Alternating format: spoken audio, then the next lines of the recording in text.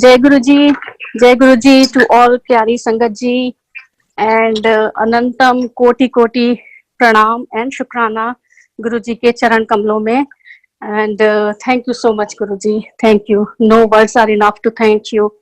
सो आज गुरु जी ही सब कुछ कराते हैं, हम सब जानते हैं। गुरु जी ही थॉट्स भी दिमाग में डालते हैं, गुरु जी ही सत्संग भी कराते हैं, सुनवाते भी वही हैं, करवाते भी वही हैं। सब he is the doer, he is the only doer. हम सब सिर्फ वही करते हैं जो हमसे वो करवाना चाहते हैं। सो थैंक यू गुरु जी। तो गुरु जी को कभी भी हम अंडरस्टैंड नहीं कर सकते, ना हम उन्हें एक्सप्लेन कर सकते हैं। Only what we can do कि ये जो सत्संग है इनके माध्यम से और गुरु जी की कृपा से ही हम उन्हें सिर्फ एक्सपीरियंस कर सकते हैं। उनकी कृपा को, उनकी ग्रेस को, उनकी मेहर को it can only be felt and experienced. It never can be explained or understood. So ये सत्संग बहुत अच्छा माध्यम बन चुके हैं गुरु जी की कृपा को अनुभव करने का। आज मैं थोड़ा again down the memory lane because those are the foundation years and Guru ji के साथ हर संगत का अपना बहुत प्यारा पर्सनल कनेक्शन होता है। और हमारा जो कनेक्शन था वो उस टाइम पे जो शुरू हुआ, वो जो फाउंडेशन बना, उसके चलते गुरुजी ने इतना कुछ, गुरुजी की कृपा है, इतना उन्होंने दिखाया। और जब वापस मुड़ के देखते हैं तो लगता है सत्संग बन गया। एक शब्द भी गुरुजी ने बोला वो सत्संग बन गया। सो जो मेरे सत्संग है वो सिर्फ मेरे अपने डायरेक्ट एक्सपीरियंस गुरुजी के साथ है, फर्स्ट हैंड एक्सपीरियंस, या जो हमारे सामने हुआ और गुरुजी ने हमें दिखाया अपने सामने। क्योंकि गुरुजी मैसेज भी बहुत अच्छी तरह कम्युनिकेट करा देते थे। जो मैसेज आपको मिलना होता था वो संगत के थ्रू मिल ही जाता था। तो ये उसी तरह के सत्संग है सारे। So again back to Empire State, जहां से ये जर्नी शुरू हुई। एम्पायर स्टेट की जो दुनिया थी गुरुजी की, निराली अजीबो गरीब दुनिया, बड़े बड़े वहां पे कमाल होते थे, बड़े कमाल गुरुजी करते थे। और गुरुजी की कृपा ऐसी थी कि वो सबके ऊपर एक जैसी थी। जो बहुत पुराने गुरुजी के सत्संग हैं, जो गुरुजी के आइकन से सिग्नेचर सत्संग है, उसमें से एक ये भी है कि गुरुजी ने कैसे एम्पायर स्टेट में जो एक सब्जी वाले ठेला लगाते थे अंकल, वेजिटेबल वेंडर, उनके ऊपर कृपा की थी, उनके ऊपर उनको ब्लेस किया था। And eight the same time जब मुझे ये सब गुरुजी के जो और भी पुरानी संगत थी उनसे ये सब सत्संग पता लगते थे, तो I was like really really impressed. बहुत मुझे सुन के आश्चर्य होता था कि अरे गुरुजी ऐसा करते हैं। तो मेरा मन ही नहीं भरता था, लगता था सुनते जाओ पुरानी संगत से। और तो एक बार क्या हुआ कि एम्पायर स्टेट में ही जब गुरुजी के हम लोग जाते थे, डिसिप्लिन वगैरह तो बहुत होता था, बात नहीं करता था कोई, लेकिन बाहर आके जब एम्पायर स्टेट के गेट की तरफ वॉक करते थे, क्योंकि गाड़ियां वहां पार्क होती थी, तो आपस में हम लोग सत्संग शेयर करते हुए जाते थे कि गुरुजी ने ऐसा किया, गुरुजी ने उस संगत को ऐसा किया। तो एक बार बड़ा मजेदार से वाकया हुआ कि किसी संगत ने बताया कि गुरुजी शाहरुख खान की पिक्चर देखने गए थे और संगत के साथ में, और आके गुरुजी ने बोला कि आज मैंने उसकी बैक ठीक कर दी, उन्होंने बैक आज क्योर कर दी थी। तो उस दौरान शाहरुख खान को बहुत सिवियर बैक एक था, लोगों को पता होगा, मतलब it was like almost incurable. And Guruji ने सिर्फ शाहरुख खान की एक पिक्चर देख के उसकी बैक ठीक कर दी। तो आप सोचिए गुरुजी की कृपा एक वेजिटेबल वेंडर और शाहरुख खान दोनों पे एक जैसी है। तो गुरुजी कभी फर्क कर सकते हैं संगत में? Never ever. Eight the same time जो गुरुजी की कृपा के पात्र रिसिपिएंट है, कई बार उन्हें पता तक नहीं होता था कि उनके ऊपर गुरुजी की कृपा हुई है। गुरुजी को ये बिल्कुल नहीं था कि वो बता के करें। और जैसे मैंने अभी एग्जांपल दिया Shahrukh Khan, maybe he didn't even know, but Guruji की कृपा में कोई फर्क नहीं आता था। गुरुजी उस दौरान गुड़गांव नया नया बन ही रहा था, एमजी रोड पे मॉल्स बन रहे थे, तो संगत के साथ कभी मॉल भी चले जाते थे। तो वो उनके अपने तरीके थे, किसी दुकान पे चले गए, हो सकता है दुकान को उन्होंने ब्लेस करना हो, और ऐसे तो कई बार संगत को दिख भी जाते थे। ये बहुत ही प्रेशियस मोमेंट्स हैं, these are like very personal moments for me, but I am sharing all these because संगत को पता चले कि गुरुजी सच में कितने महान, कैसे वो भगवान है, और फिर भी वो हम इंसानों, हम तुच्छ इंसानों के साथ में वो हमारे साथ इस धरती पे रहे। और God was sitting amongst us, walking, talking to us. इससे बड़ी क्या खुशकिस्मती होगी। और वो आज तक ऐसे ही है। When we use past tense for Guruji, it's not because कि वो है, वो अभी भी वैसे ही है, सब कुछ वैसे ही है, जस्ट लाइक दैट हम करते हैं ये पास्ट टेंस यूज। तो उस टाइम पे भी अगर हमने बोलना होता था कि Guruji is MA in English and economics, तो हम बोलते थे, हम कभी गुरुजी वॉज नहीं बोलते थे, Guruji is MA in English and economics ऐसे बोलते थे। सो एनीवेज, तो बैक इन दोज डेज जो गुरुजी की संगत होती थी, they used to be from all walks of life, like every strata of the society, एकदम top notch से लेकर middle class and all, and at the same time same all different age groups also, so from college kids to newlywed people to like middle age to almost retiring people or retired people as well। उसमें भी गुरुजी ने diversity जिसकी आज हम बात करते हैं, इतना डाइवर्स गुरुजी का दरबार था, नो जेंडर बायस। आंटियों को तो गुरुजी ने खुद ही इतना ब्लेस किया हुआ है, और गुरुजी ने कहा ही था कि आंटियां दिल से जुड़ती हैं और पूरे परिवार के लिए अपनी ब्लेसिंग मांगती हैं। इतना डाइवर्स दरबार, हर किसी की डिफरेंट नीड्स होती थी। अब जो कॉलेज में है उसका अलग एक डिजायर है, एम्बिशन है, एग्जाम के लिए, पढ़ाई के लिए, या किसी और का, किसी को बच्चे चाहिए, हर किसी के मन में कुछ ना कुछ होता था, और गुरुजी बराबर उसको देखते थे और बराबर उसकी विशेष पूरी होती थी। ऐसा नहीं है, गुरुजी को हर किसी के बारे में पूरा पता रहता था, इनसाइड आउट, कि कौन किस लिए आया है। But at the same time Guruji ने ये भी एक बार बोला था कि मेरे से बिना किसी इच्छा के जुड़ो और फिर देखो, बिना किसी लाइक नीड एंड ग्रीड के, उसके बाद देखो। तो वो बहुत सही बात है। और गुरुजी ने ये भी बोला था, जैसे बहुत बड़े बड़े पॉलिटिशियंस भी आते थे, सब मोस्टली कुछ ना कुछ सबके मन में जरूर होता था, इलेक्शंस और ये वो। गुरुजी ने ये बोला था कि अगर किसी काम को लेके मेरे पास आए हो और मुझे पेस्टर करते रहो, लाइक बार बार बोलते रहो, चाहे मन में चाहे ऊपर से, तो मैं काम जरूर कर दूंगा, लेकिन फिर मैं अपने पास रखूंगा नहीं आपको, फिर मैं काम करके आपको भगा दूंगा। तो अगर, और ये भी बोला था कि जिनको मुझे अपने पास रखना होता है, फिर मैं उन्हें आराम से रखता हूँ। सो ये गुरुजी के बहुत प्यारे तरीके थे, बहुत डिफरेंट तरह का दरबार था, सारे लोग आते थे, बहुत सारे, सबके साथ अलग अलग डिफरेंट एक्सपीरियंसेस होते थे, किसी में कोई फर्क नहीं था। मीडिया के गुरुजी बहुत अगेंस्ट इन द सेंस कि खुद मीडिया में नहीं आना चाहते थे गुरुजी कभी भी, like those tycoons of media, those top notch journalist, Arun Shourie, Nalini Singh, ये सब गुरुजी के चरणों में बैठते थे। They used to beg for one article and Guruji never allowed.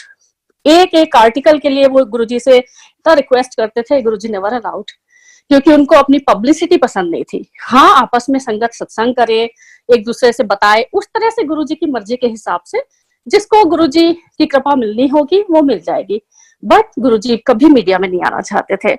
सो ये सब बहुत है, उस टाइम के जो भी एक्सपीरियंसेस हैं, अनुभव हैं, वो बहुत ही प्रेशियस हैं, बहुत प्रेशियस। और जो सेलिब्रिटीज आते थे, like specially the page 3 celebrities, तो मैं तो मतलब हाँ, लेकिन उस टाइम हम जाते थे गुरुजी के यहाँ, तो हमारा ध्यान सिर्फ गुरुजी पे रहता था।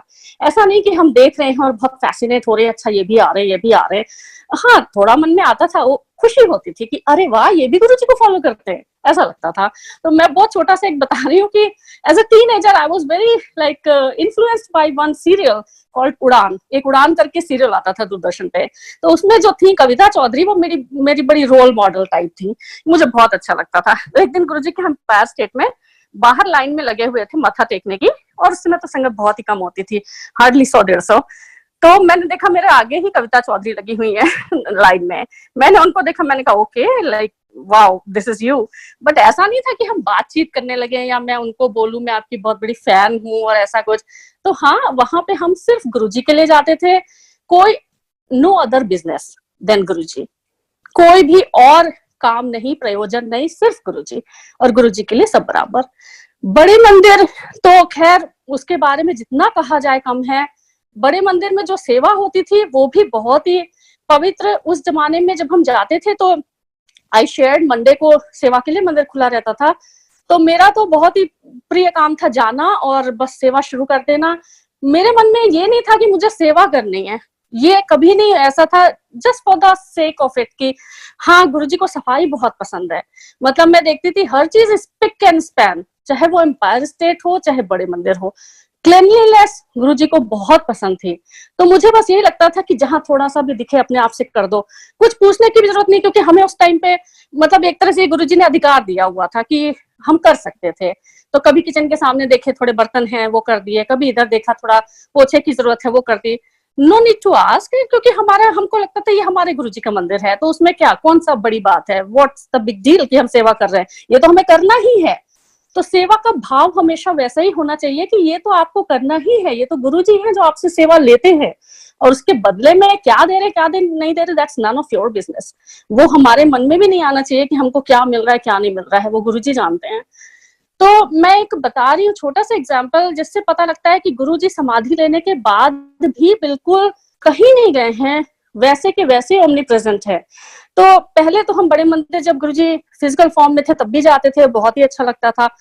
फिर जब गुरुजी ने समाधि ले ली, दैट वाज द टाइम जब संगत थोड़ा इधर उधर हो गई थी। बड़े मंदिर में भी उतनी संगत नहीं आती थी। संगत मतलब एट अ टाइम 25-50-100 भी हो गए तो बहुत थे। बिल्कुल बड़े मंदिर के गेट पे जाके हम गाड़ी लगाते थे और अंदर जाके सेवा शुरू कर देते थे और दर्शन करते थे। एक बार जो बड़े मंदिर के गेट से एंटर करते ही साइड में वाटर कूलर होता था, उस पे संगत के ग्लास वगैरह पड़े रहते थे, तो मैं बिना कुछ कहे किसी से चुपचाप उनको वॉश करके रख देती थी। कोई भी संगत आती थी यही करती थी। तो मैं गई तो देखा वो कूलर तो एम्प्टी है, कोई बर्तन नहीं है, ठीक है फेयर इनफ, गए दर्शन किया। उस समय समाधि का कंस्ट्रक्शन चल रहा था, जो गुरुजी की समाधि है उसका काम चल रहा था। तो कैसे गुरुजी थॉट्स पढ़ते हैं और इससे कोई फर्क नहीं पड़ता है वो शरीर फॉर्म में है कि नहीं है, वो एक एक बात आपके दिल की जानते हैं टिल डेट, आज तक। तो उस समय जब मैं दर्शन करके वापस लौटने लगी तो समाधि पे कंस्ट्रक्शन चल रहा था और वहां पे कुछ वर्कर्स जो थे, I am so sorry and guilty about it till date, कि मेरे मन में एक गलत थॉट आया उनको देख के कि कैसे ये लोग चप्पल पहने हुए हैं, and one was smoking also. मेरे मन में एक ये थोड़ा सा गलत विचार आ गया, जबकि वो तो बेचारे अपना काम ही कर रहे थे ना, they were workers, they were working there, they were like you know they were supposed to be like that. तो जैसे ही बाहर मैं निकलने लगी, फिर मैंने खैर क्षमा भी मांगी गुरुजी से, लेकिन जैसे मैं बाहर निकलने लगी सेम वाटर कूलर पे मैंने देखा उन्हीं वर्कर्स के पिए हुए चाय के कप और ग्लासेस हैं। Now immediately then and there Guruji rectified that thought by making me do that seva. Then and there गुरुजी के दरबार में कहीं कोई देर नहीं होती है, डिलेड नहीं है, ये then and there है, इमीडिएट है। तो वैसे के वैसे ही वो सेवा जब मैंने की तो वो रेक्टिफाई कर दिया वो थॉट भी गुरुजी ने, और सेवा करा के वो सो एनीवे गुरुजी कह रहे हैं शॉर्ट में सुनाओ तो मैं एक छोटा सा सुना के बस खत्म करती हूँ। गुरुजी ने एक बार बड़े मंदिर में हम अपने सारे रिलेटिव्स को भी लेके जाते थे, जो भी हमारे पास आते थे, एक्सटेंडेड फैमिली रिलेटिव तो एक आए हुए थे। तो हम जब गए तो गुरुजी के जो मंदिर बड़े मंदिर में किचन का एरिया है वहां पे थोड़ा उन दिनों बंदरों का उत्पात हो गया था, तो मंकीज बहुत आते थे, तो थोड़ा संगत को परेशानी हो रही थी। अब क्या हुआ कि उन बंदरों को हटाने के लिए एक लंगूर को पाला गया जिसका नाम रामू था। तो ये बहुत ही गुरुजी के बहुत मजेदार वाले सत्संग आज मुझे याद आ रहे हैं। अब क्या हुआ कि हम उधर गए जब किचन साइड में, तो मेरी आदत थी मैं देखती रहती थी कहीं कोई सेवा रिक्वायर्ड है, तो मैंने देखा कुछ बर्तन थे और मैं उनको सेवा करने लगी।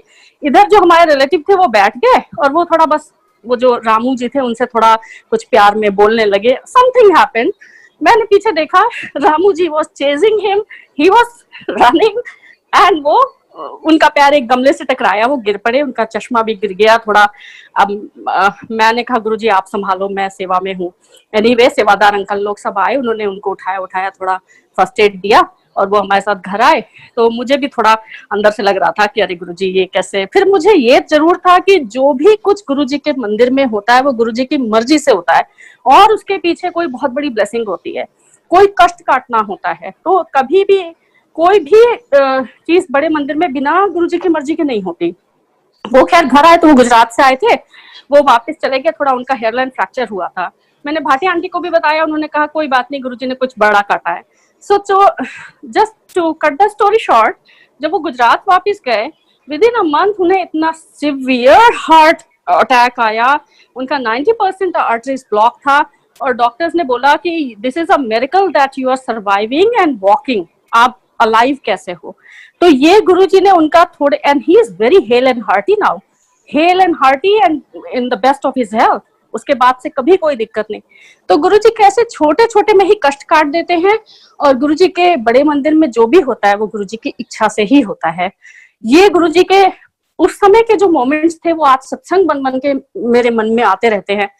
गुरुजी की जो एम्पायर स्टेट का दरबार था उसमें भी गुरुजी का जो रसिक वैरागी रूप है। श्री गुरुजी ने कभी नहीं कहा कोई वहम करो, इवन जो रिचुअल्स, फास्टिंग, ये सब भी करते थे हम लोग, वो सब मना हो गया था। मतलब उसके बाद कभी दिमाग में भी नहीं आया कि ये करना है वो करना है। कोई, गुरुजी का मार्ग बहुत सहज और सरल है, सिर्फ प्यार और गुरुजी के ऊपर श्रद्धा, सिर्फ यही चाहिए और कुछ नहीं चाहिए।